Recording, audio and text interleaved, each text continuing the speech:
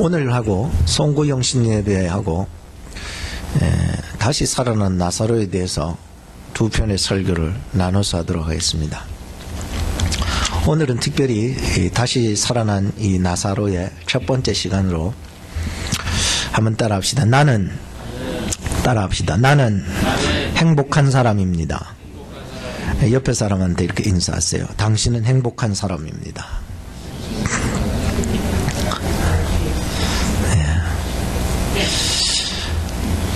러시아의 문학가였던 톨스토이는 그의 인생 가운데 한 3단계로 나눠볼 수 있습니다.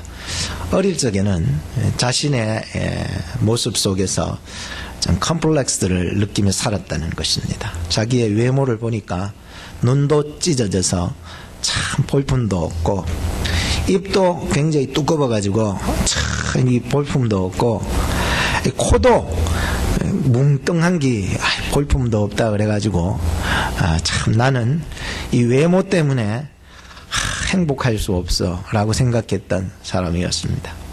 근데 나이가 차츰 들면서 이 행복의 기준이 자기의 외모에서부터 점점 바뀌어가기 시작한 것이었습니다. 사람도 살아가면서 그렇잖아요. 요새 젊은이들이나 애들을 볼 때 그 행복의 기준은 보여지는 외모적인 것, 보여지는 것에 한정될 수 있지만 이제 성장하면 좀 달라져야 되지 않겠습니까? 그래서 이 톨스토이도 이제 성장해 나가면서 행복의 기준이 바뀌어졌습니다. 전에는 외모 중심적인 것에서 행복을 찾았지만 이제는 이 마음의 풍요, 그래서 남에게 내가 가진 것을 베풀어 줌으로 가질 수 있는 그러한 마음을 가질 때에 행복을 추구하게 되어졌던 거죠. 그래서 내 마음속에서부터 우러나온 이러한 평안함, 이런 것에서부터 또 남들에게 이 마음으로 베풀어 줄 때 찾아오는 그 행복감을 느낄 수 있었습니다. 그래서 이제 나이가 들어서 장성한 후에는 다시 한 번 더 이 행복의 기준이 바뀌게 되는 것입니다. 그는 깨달았습니다. 완전한 행복이라고 하는 것은 하나님 안에서 주어진다는 것을 알게 된 것이었습니다. 그래서 그의 인생 노년에 걸작을 하나 남기게 되잖아요. 뭐지요? 부활이라고 하는 걸작을 하나 남기게 되잖아요. 얼마나 위대한 책입니까? 그만큼 우리의 인생이라고 하는 것은 초년, 중년, 또 장성한 후에 우리의 행복의 기준들은 서서히 바뀌어진다는 거예요. 오늘 예수 안에서는 정말 초신자, 혹은 이제 예수 믿고 혹은 정말로 얼마 되지 않았지만은 정말로 거듭난 사람, 이 사람들의 행복의 기준은 다르다고 생각합니다. 오늘 저나 여러분들이나 행복의 기준을요, 우리 외모적이나 물론 우리의 마음도 중요하지만 예수 그리스도 안에서 행복을 찾을 수 있는 귀한 시간이 되기를 주의 이름으로 축복합니다. 첫째로 저는 여러분들에게 교훈을 던져주고 싶은 것은 이겁니다. 예수님의 사랑을 받는 성도가 되어야 한다라고 하는 말씀을 전하고 싶습니다. 1절에서부터 5절 말씀을 시간상 다 읽을 수는 없지만 제 말씀을 잘 듣고 나중에 또 읽어보시면 잘 이해가 되시리라 생각합니다. 예수님의 사랑을 받는 성도가 되어야 됩니다. 노래 한번 불러보겠습니다. 행복이 무엇인지 알 수는 없잖아요. 당신 없는 행복이란 있을 순 없잖아요. 이 생명 다 바쳐서 당신을 사랑하리. 이 목숨 다 바쳐서 영원히 사랑하리. 이별만은 말아줘요. 내 곁에 있어줘요. 당신 없는 행복이란 있을 수 없잖아요.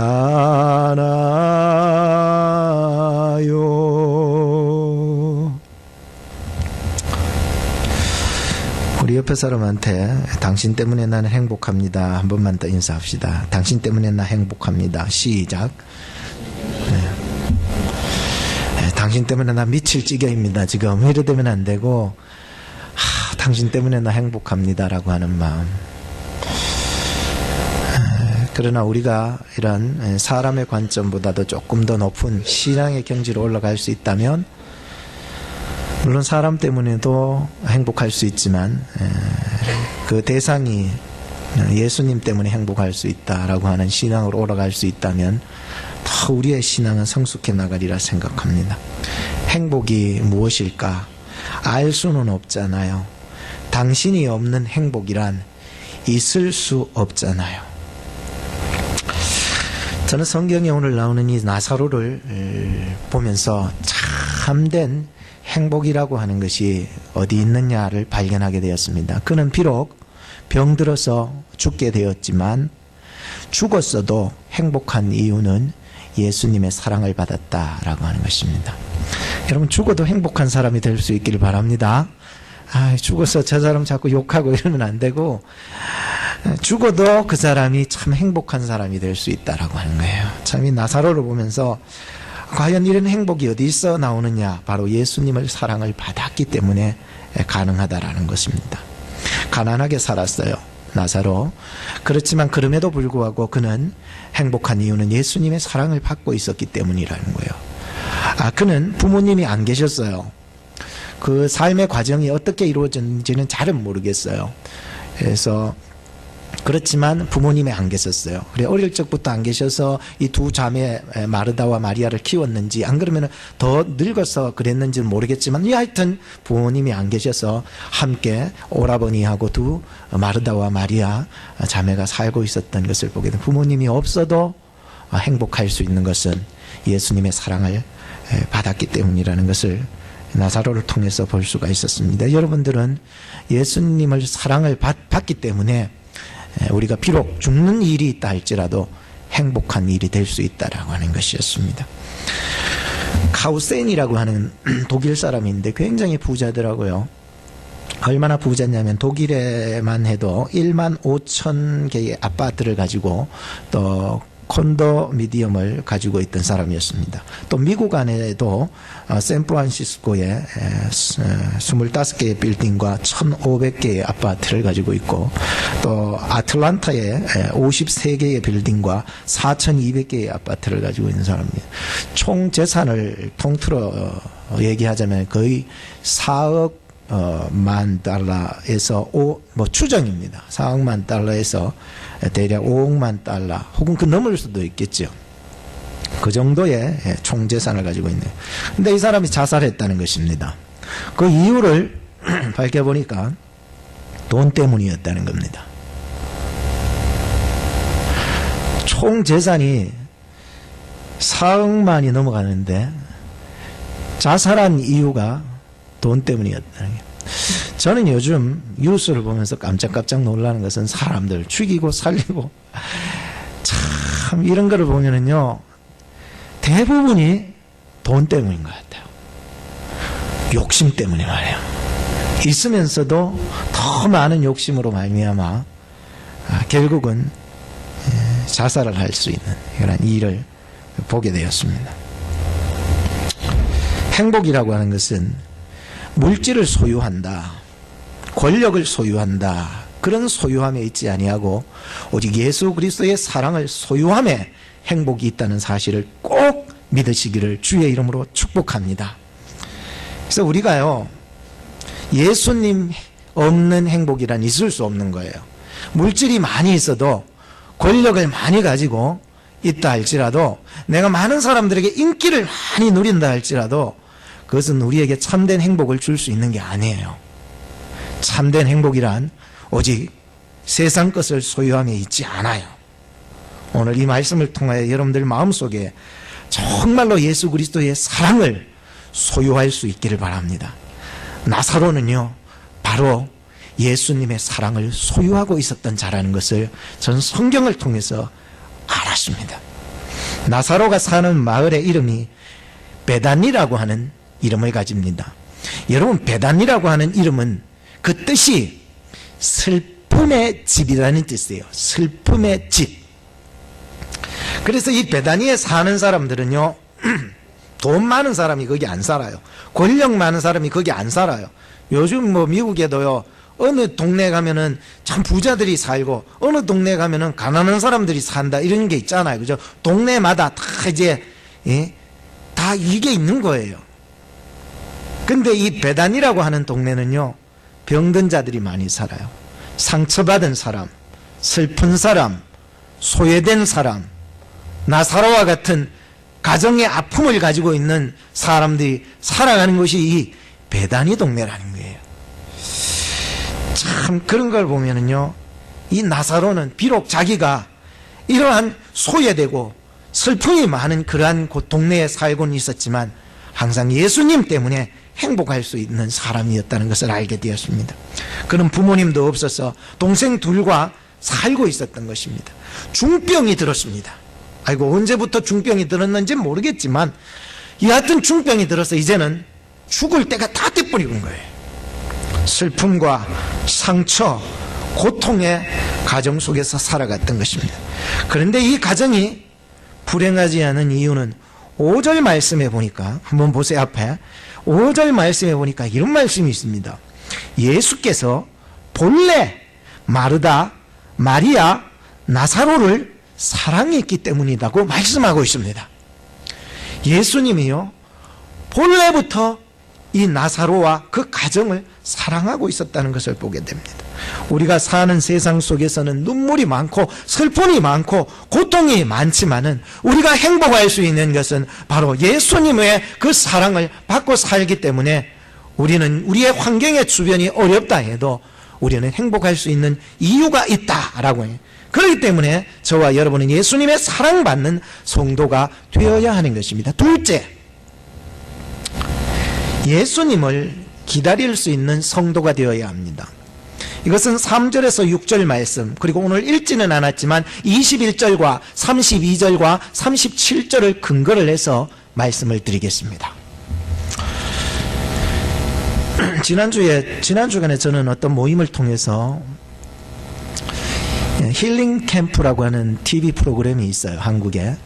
거기에 보면은 기부 인꼬 부부 션과 정혜영 부부의 이야기가 있다 해서 잠깐 이야기를 나누면서 들었는데 너무 감동받았어요. 본인도 너무 감동받아 막 눈물을 글썽이 속에서 글썽이고 막 그런 거 봤는데, 참 그 내용이 뭘까 해서 뭐 2부로 돼 있는데 어제 제가 너무 바빠가지고 막 모임도 많고 다 볼 수 없고 1부만 봤는데 참 너무 감동을 받았어요. 저도. 여러분들 꼭 한번 보시기 바랍니다. 그죠? 왜 기부 인꼬 부부냐 하면은 거의 자기가 한 달에 한 2천에서 3천만 원을 기부를 한다는 거예요. 그리고 지금껏 자기가 기부했던 돈이 35억이라는 겁니다. 아니, 엄청나게 많이 기부를 했다는 거죠. 물론 그 사람들도 뭐 어찌 부자가 아닙니다. 그렇다고 뭐 선교사나 목회자도 아니에요. 평신도라는 거죠. 그리고 그 내용을 보면서 한 크게 3가지만 간략하게 말씀드리면, 첫째는 이 남편 션이라는 사람이 참 얘기를 듣는 중에 참 좋은 사람이라는 것을 좀 발견하게 됐습니다. 자기가 아내를 만난 지 며칠인지 알더라고요. 우리 여기 남편분들은 자기 아내를 만난 지 며칠인지 잘 몰라요. 저도 가만 생각하면은 언제 결혼했던지 몇 년인지도 잘 까마득하게 어쩔 때는 생각 못하는데, 그 사람은요, 자기가 아내와 만난 지를 기억하는 게 5089일이라는 거예요. 왜 그거를 기억하고 있느냐면은 자기가 아내의 첫눈에 반했는데 자기 아내를 만나면서 지금까지 하루하루 살아가면서 자기 아내를 보면서 살아가는 게 매일매일의 하루하루의 삶이요, 늘 소중하고 매일매일이 즐겁고 매일매일 아내하고 사는 것이 새롭기 때문에 그렇게 하루하루가 소중하다는 의미로 기억하고 있다는 거예요. 두 번째 내용 중에 하나는 거짓말 탐지기에 손을 얹어서 진짜인지 아닌지 물어봤다는 거예요. 두 사람이 정혜영 부인과 시온이라는 남편 손을 얹었어요. 얹어가지고 거짓말 탐지기를 이제 작동을 시켰더니, 자, 질문을 던졌습니다. 10년 동안 1분 1초도 후회한 적 없다. 하나, 둘, 셋 하면은, 삑 하면은 거짓말이에요. 하나, 둘, 셋! 아무 반응이 없었던 게 다 놀란 거예요. 물론 기계로서 우리의 이 파장으로 이제 느끼는 거겠지만 사람들은 그걸 보면서 놀라는 거예요. 오늘 우리가 양심에 손을 얹고 내가 이 교회에 나와가지고 정말 예수님을 믿은 게 1분 1초도 후회가 되지 않다. 하나, 둘, 셋! 감사합니다. 아무 소리가 안 나네. 아무 소리가 안 나요. 감사합니다. 여러분의 진실을 우리 양심을 통해서 하나님은 아실 것입니다. 또 하나는 제가 이거는 보진 않았는데 들었던 얘기였어요. 딸이 초등학교 2학년 때 엘리베이터를 타고 올라갔는데 딴 애들은 다 한국말도 잘하고 영어도 막 잘 읽고 중국어, 한문 같은 것도 막 읽어 나가는데 얘는 한글 자체도 제대로 못 읽어버린 거예요. 선생님이 부모님한테 얘 좀 한글 좀 가르치라고 집에서 했더니 그 아버지가요 했던 말이요 참 가슴에 왔던 거예요. 우리 딸은 사랑이라는 글자는 모르지만 사랑하는 것이 무엇인지 안다는 거예요. 그러니까 우리는 살아가면서 급한 마음에 사랑이라는 글자만 가르쳤지 사랑이라는 것을 몸으로서 가르쳐주지 못했다는 거예요. 우리의 신앙도 똑같은 거 아닐까요? 우리의 신앙도 그냥 내가 집사를 받고 내가 권사를 받고 내가 직분을 받은 이런 것만 우리가 좋아할 것이 아니라 내가 과연 성도라고 지칭을 받고 내가 집사라고 지칭을 받고 권사라고 지칭을 받을 때에 정말로 그 내용이 사실 없다 할지라도 내가 그것을 살아갈 수 있는 성도의 모습을 갖출 때가 더 중요하고 아름답지 않을까라고는 생각을 했던 거예요. 우리 한국 부모들은요 보면은요 야야 자는 벌써 안에 영어도 다 띄고 아이고 한국말도 다 띄고 중국어도 다 띄고 스페니시도 다 띄고 하는데 님 뭐냐 빨리 글이나 빨리 읽어라 빨리 해라 나는 글을 못 배웠기 때문에 니는 빨리 배워라. 그러다 보니까는 아이들이 기술만 익히지 인격이 자라지를 않는 거예요. 우리 신앙도 마찬가지 아니에요? 우리의 신앙도요 정말로 주님을 닮아가는 그 모습은 하나도 없고 그냥 내가 1년 신앙생활 했다 나는 20년 신앙생활 했다 아니 나는 30년 신앙생활 했다 이런 형식만 갖추는 게 중요하지 않다는 거예요.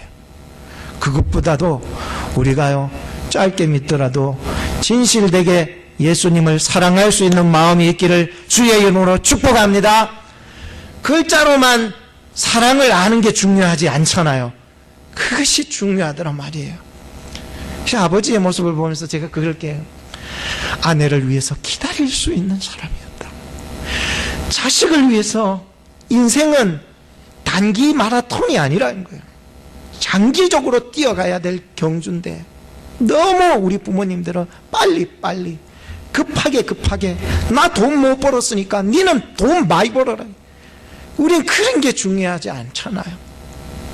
오늘처럼 여러분들이나 이 마음속에 진실로 사랑할 수 있는 것을 깨달을 수 있는 성도들이 될 때 주님의 뜻을 더 이루어갈 수 있지 않을까 하는 생각을 해보게 되었습니다. 그래서요 우리는 예수님을 기다릴 수 있는 성도가 되어야 됩니다. 오늘 제가 이 말씀을 보면서 3절도 그렇고요, 그 두 자매들이 보냈던 그 사람도 사실 이런 말을 하는, 주여 보시옵소서, 사랑하는 나사로가 병들었나이다. 이 말의 의미가 뭔지 아십니까? 주님의 사랑하는 자가 지금 죽게 되었는데 빨리 오세요. 빨리, 뭐 하세요? 빨리 가세요. 재촉하는 거예요. 근데 예수님 빨리 갔어요? 안 갔어요. 왜? 주님의 뜻이 하나님 안에 있었기 때문이에요. 근데 사람들은 다 하나같이 주님을 빨리 주님 빨리 조종하려고 그러는 거예요. 그러면 안 된다는 거예요. 오늘 제가 다 읽진 않았지만 그게 21절에 마르다도 그런 말을 하잖아요. 예수님 정말로 조금이라도 일찍 왔었으면 뭐예요? 우리 오라버니가 살 수 있었지 않냐는 거예요. 왜 예수님 띄엄띄엄 해야 그러니까 나 시험 들었다고 예수님 때문에 그 얘기한 거예요. 그리고 32절에 마리아도 똑같은 얘기했어요. 아십니까? 마르다 언니하고 똑같은 얘기. 예수님이 조금만 일찍 오셨더라도 우리 오라버니가 죽지 아니했다는 거예요. 근데 놀라운 것은 마르다, 마리아 보낸 그 사람들 뿐만 아니라 37절에 보니까 베다니에 사는 그 유대인들이 다 그랬다는 거예요. 왜 그런 줄 아십니까? 유대인들의 문화와 풍습 속에는요, 사람이 죽으면은 영혼이 떠나지 아니하고 3일 동안은 그 사람한테 아직 거하고 있다는 그러한 문화와 풍습이 있어요. 그러다 보니까 예수님을 이제 죽어가는 나사로에게 빨리 재촉해서 오라는데 예수님 깡깡무조직이네. 어디 가서 뭐 하는지도 찾지도 못하겠네. 그러다가 며칠이 지나서 총 합쳐서 4일이 지나네. 아이고, 4일 되면 어떻게 됩니까? 썩어 냄새나요. 그래서 3일로 정하는 거예요. 그 나라에서는 3일 지나면은 썩어 냄새나는 거예요. 그래서 무덤에다 집어넣고 나중에 그런 얘기 하잖아요. 사흘이 지났으니 썩어 냄새가 뭉그러져서 예수님 안 된다고. 저는 예수님의 그 모습을 살펴보면서 참 놀라운 교훈을 얻을 수가 있었어요. 예수님께서는 과연 왜 그렇게 시간을 질질 끌면서 그냥 원하는 대로 가줬으면 좋겠는데 왜 그렇게 시간을 질질 끌면서 가셨느냐? 4절 말씀을 보니까 이 병은 죽을 병이 아니래. 즉 하나님의 아들 자기를 통하여서 나를 통하여 하나님을 영광 돌리게 함이라는 거예요. 근데 사람들은 예수님의 뜻을 잘 몰라요. 그런데 예수님께서는 완전히 죽기를 의도적으로 기다렸던 거예요. 그런 측면에서 보면 이 마르다와 마리아와 그 베다니의 동네 사람들은 예수님은 정말 좋은 사람인 줄 알았더니 정말 나쁜 사람이네, 그렇게 생각할 수 있었습니다. 그런데 아니었습니다. 예수님은 나사로를 통해서 자신의 죽음으로부터 말미암아 부활과 영생이 무엇인지를 가르쳐 주고자 하셨던 것입니다. 요한복음의 기적 사건은 오늘 나사로로서 끝납니다. 그동안의 요한복음의 기적 사건들은 저는 계속해서 설교를 해왔습니다. 그런데 요한복음의 이 마지막 기적 사건으로 끝내고 이제 예수님이 순환당하시는 사건으로 접어들게 되는 거예요. 이 요한복음 기자가 이 나사로의 죽음의 사건을 통해서 우리에게 예수 그리스도를 통해서 보여주고자 하시는 놀라운 교훈이 들어있더라는 거예요. 예수님은 자신의 죽음과 앞으로 자신의 부활과 영생에 대한 것에 대해서 나사로를 통해서 가르쳐 주고자 하셨던 것이었습니다. 그리고 그것이 오늘 우리들에게도 중요한 교훈을 던져주고 있는 것입니다.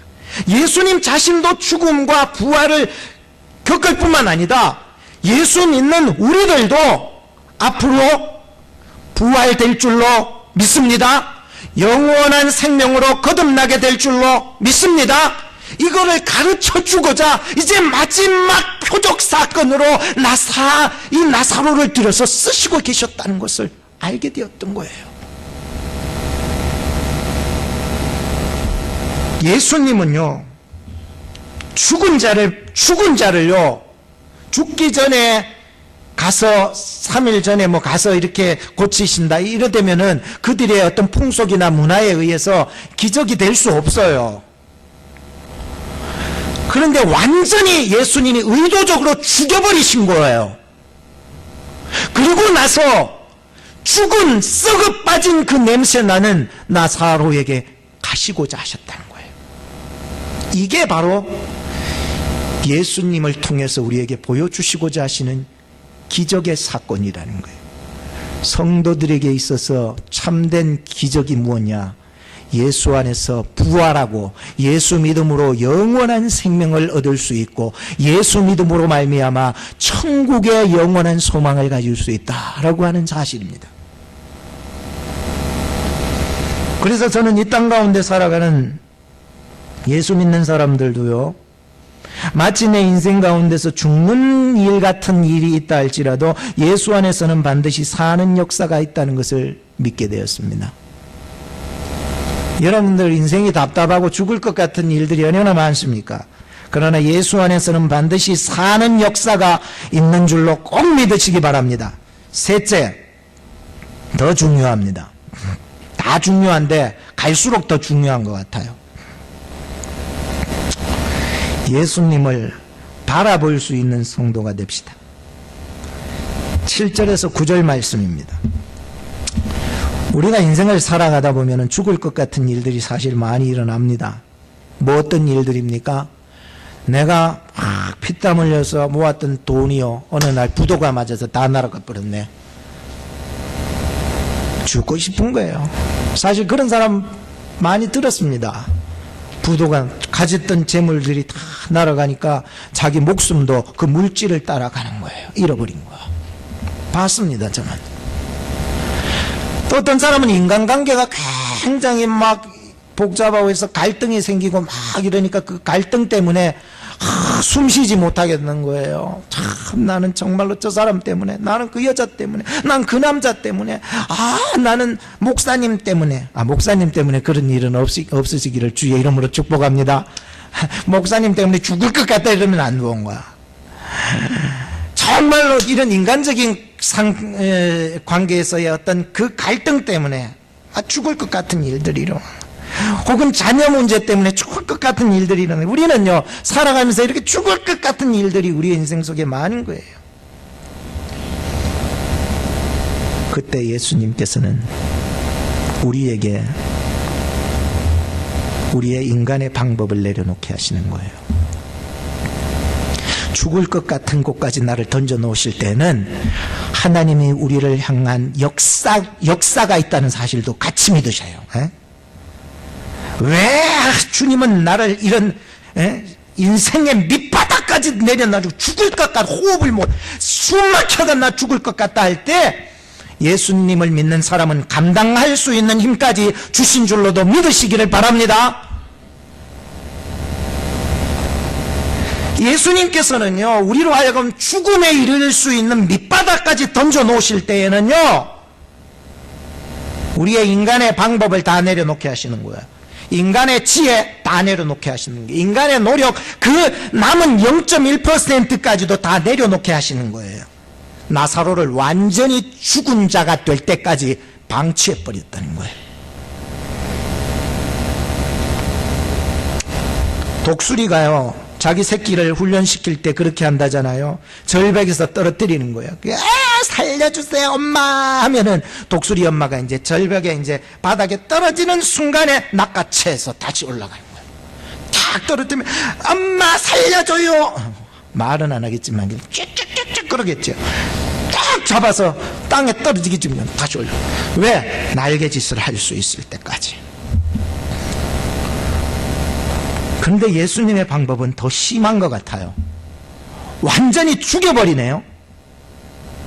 독수리는 죽기 전에 살리는데 예수님의 방법은 완전히 죽여버렸나요? 완전히. 야, 왜? 죽어야 부활이 될 수 있다는 것입니다. 죽어야 영원한 생명이 될 수 있다는 뜻입니다. 그렇게 우리의 인생을 밑바닥에 던진다 해도 실족하지 않는 이유를 저는 9절과 10절에서 발견했습니다. 앞에 보시기 바랍니다. 우리의 인생이 완전히 밑바닥에 던져진다 해도 실족하지 않는 이유 9절과 10절에 말씀합니다. 9절과 10절, 낮이 12시가 아니냐.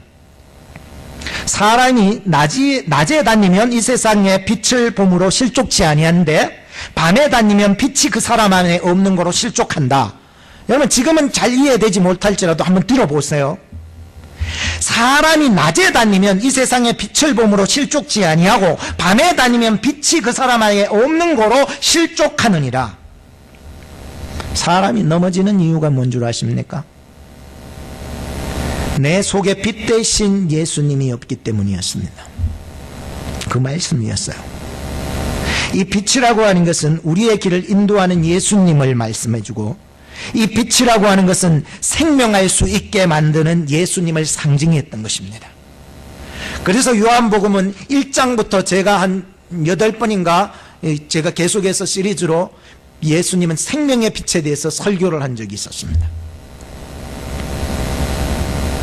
지금 예수님은 마지막 기적 사건을 통해서 자기는 이 땅 가운데서 생명의 빛이라고 말씀하고 있는 것입니다.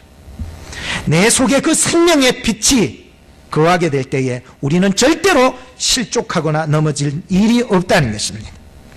우리가 사는 이유, 숨 쉴 수 있는 이유는 예수님이 나의 생명의 빛이 되시기 때문인 줄로 믿으시기 바랍니다. 그렇기 때문에 우리는요 행복한 사람인 것입니다. 마지막 네 번째로, 마지막 날에 우리는 구원을 받는 성도가 되어야 합니다. 10절에서 16절 말씀입니다. 특별히 다 읽을 수 없지만 11절 말씀에 이렇게 얘기합니다. 나사로가 잔다. 우리가 깨우러 가자. 굉장히 중요한 거는요. 굉장히 중요한 거예요. 이거는 지금 말씀들을 다 종합해서 지금 11절에 갔다가 얘기해 주는 거나 똑같은 거예요. 나사로가 죽었다가 아니에요. 죽었는데 잔다. 우리가 깨우러 간다. 라고 하는 거예요. 성도의 죽음은 자는 것입니다. 믿으십니까? 그렇기 때문에요. 성도가 죽는다 해도 잠시 잠깐인 거예요. 예수님이 깨우신다는 거예요. 이것은 앞으로의 재림의 사건에 일어날 굉장한 묵시를 보여주고 있었다는 것입니다. 우리는 하루를 살아가면서 아침이 있고 눈 뜰 때가 있고 낮에 더운 오정이 있고 또한 저녁이 있고 또 밤이 되어서 잘 때가 있습니다. 우리 자연 계시 속에서도 얼마든지 이것을 보여주고 있습니다. 1년이라는 세월도 우리가 언제 2014년도가 시작된 송구영신입에 들렸다가 벌써 이번 주간 안에 또 송구영신입에 언제 한 해가 시작돼서 잘해봐야 되겠다고 열심히 살아왔는데 작년에 2014년도에는 무슨 말의 해, 내년에는 양의 해. 물론 그런 거는 믿지는 않지만 해로 볼 때 그런 거예요. 열심히 말처럼 그렇게 살아왔지만 살다 보니까 언젠간 이제는 내가 황혼의 때가 오는 거예요. 우리의 인생도 똑같은 거예요. 내가 응애 태어날 때가 있는 것입니다. 그러나 또 이렇게 중년이 될 때가 있고 그리고 언젠간 우리가 황혼이 찾아오는 것입니다. 그때 되면 다 하나같이 죽음이 오는 것입니다. 우리는 다 이 죽음을 준비할 수 있어야 되는 것이에요. 우리가 준비 안 한다 해도 찾아오는 게 우리의 인생의 황혼인 것입니다.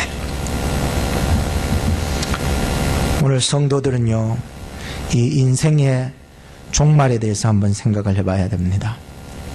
하루도, 1년도, 인생도 시작과 끝이 있었듯이 이 천지 만물, 이 우주 만물도 시작이 있었습니다.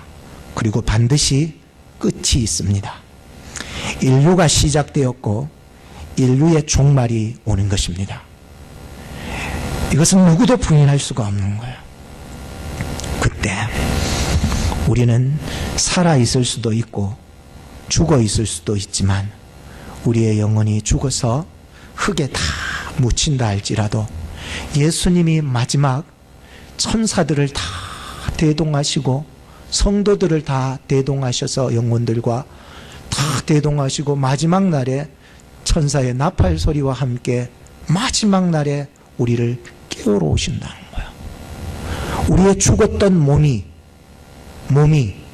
그날에는 다시 부활의 영광을 볼 줄로 믿습니다. 영원한 생명의 영광을 볼 줄로 믿습니다. 그때가 되면 예수님과 함께 만나는 거야. 가장 아름다운. 그리고 예수님 손잡고 어디가? 천국에 가는 거야. 그리고 예수님과 함께 행복하게 내 인생을 다 거기서 살게 될 거야. 한번 따라 합시다. 나는 행복한 사람입니다. 옆 사람한테 인사하세요. 당신은 행복한 사람입니다. 기도하시겠습니다.